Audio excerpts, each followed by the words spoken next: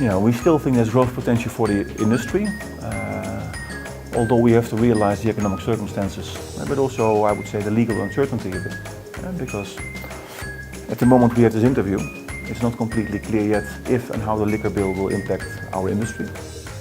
But in general, being where I am as a Heineken SA with, let's be honest, a relatively modest market share, there's so much opportunity to grow, and that is my first priority.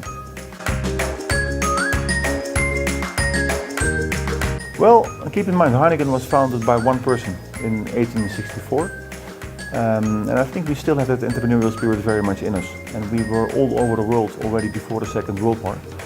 I think we're present now with operations in 80 countries. Basically everywhere in the world you can get a Heineken. And I think the key thing here for us is the long-term strategy. We are still a family controlled company in that sense. And when Heineken goes somewhere, it's there for the long term. And I think over the past years there are many examples. When things got tough in the country, Heineken stayed and was part of that community. I think that's the one thing I think that differentiates us from many other companies. So transformation is a key thing in South Africa, and Heineken of course wants to play its role there. That's without a shadow of a doubt.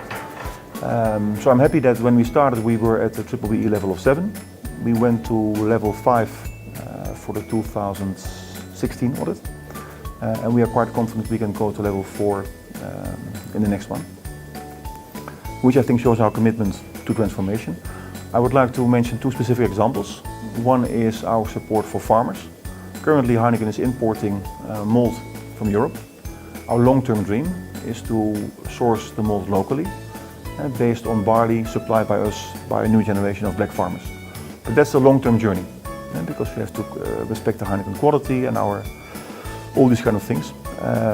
But that's a thing we're making progress on, I would say, quite rapidly. The second element is we are being founded by an entrepreneur ourselves. We are supporting entrepreneurs in South Africa, and we do that via Orange Corners, which is an initiative by the Dutch government, supported by some Dutch companies, and Heineken is proud to be one of the founding fathers. And currently we are in 3 locations in Johannesburg with the intention to go broader nationally, where we basically embrace young local entrepreneurs and support them in their way to become real entrepreneurs and build a sustainable business. And we do that via different ways, via funding, but also via mentoring, giving master classes and actually opening our network for them. Well, Africa has been important for Heineken for a very long time, and I think it will become even more important. It's currently around 15% of our business globally. And within Africa, South Africa is in the African continent itself, the second biggest market for Heineken currently, after Nigeria. Heineken South Africa is part of the top 20 companies in Heineken worldwide. And if we continue our current growth rate, my goal is to be one of the top 10 companies one day. So yeah, it's an important business for Heineken, and I think the Heineken brand, we are for sure in the top 10 markets already. I think Heineken has a very clear strategy in this country. We want to build brands that excite consumers, primarily in the premium sector where we have a natural tendency to work. We want to excel in customer service. We want to make Heineken a great place to work. And we want to be seen as a valued contributor to South Africa's journey. So the strategy will not necessarily change.